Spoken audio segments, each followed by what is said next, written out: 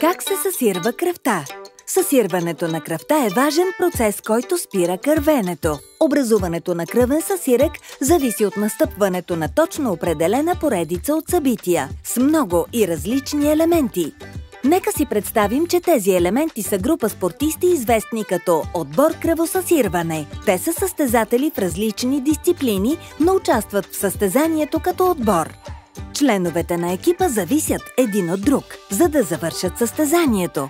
Ако представянето дори и на един спортист бъде прекъснато, това се отразява на цялостното представяне, тъй като отборът не може да продължи напред. Същото важи и за кръвосъсирването, при което различни компоненти си взаимодействат, за да се сформира кръвен съсирек. Ако един компонент е засегнат, това се отразява на нормалното съсирване на кръвта. Как спира кървенето? Първите, които пристигат, са тромбоцитите, привлечени от увредените кръвоносни съдове като публика, привлечена от спортната арена, на която се провежда състезанието. Състезанието започва. Първата част е щафета, включваща отбор от кръвосъсирващи протеини, наречени фактори. Всеки бегач в щафетата активира следващия поред чрез предаване на щафетата.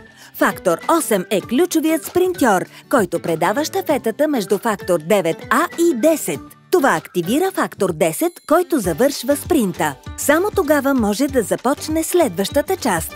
Следващият етап е изпитание за сила на протеин, наречен фибрин, който е непоклатимият член на отбора, подобно на щангист.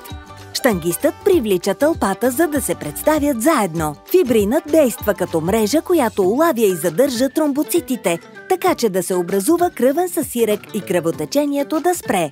С това състезанието приключва, отбор кръвосъсирване печели. Какво се случва в кръвта на човек с хемофилия А? Хората с хемофилия А или нямат фактор 8, или имат фактор 8, който не функционира правилно.